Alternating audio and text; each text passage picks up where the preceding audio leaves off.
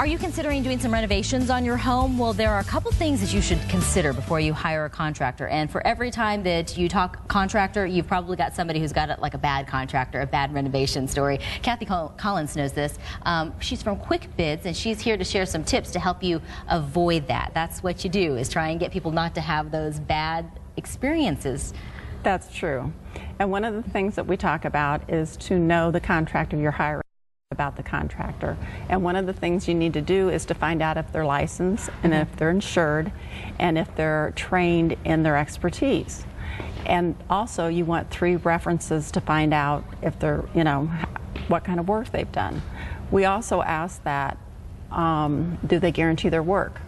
Say somebody's putting down new baseboards, and if you're not satisfied with the quality of the work, are they going to replace them and make them to your satisfaction? Are there companies out there that actually do that? Absolutely. You can get a guarantee from a company before they start. A lot of our service providers always have guarantees on the work that they do.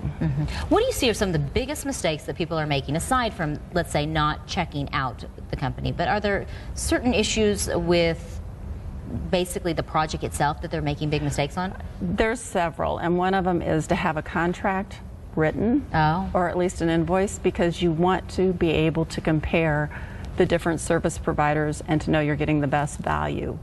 And with a contract, you want it to know what materials they're going to be using and how much the labor is going to cost.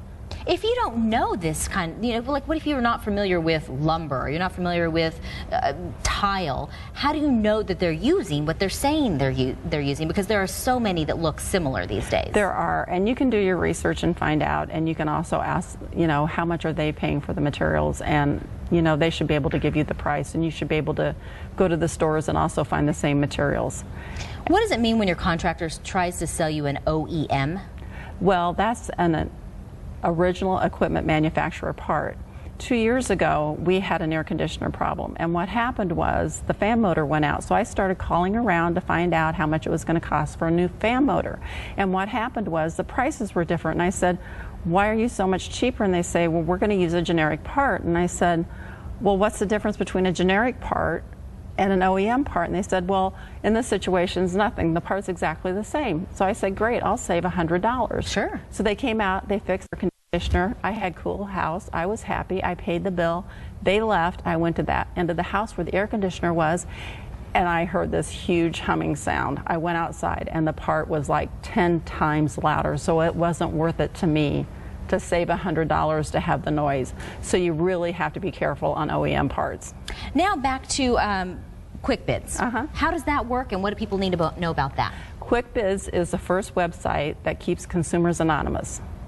The consumer enters a request for a bid for a product or service they need. Say they need new sunscreens, or they need a new roof, or they need plumbing or something done. Then the service providers respond through Quick Bids, and they choose who they want to work with, and they can see their credentials, their license, their bonding, whether they're insured, and their rating system. And so they're anonymous until they choose to pick somebody to work with. Perfect. It's kind of like a foolproof method.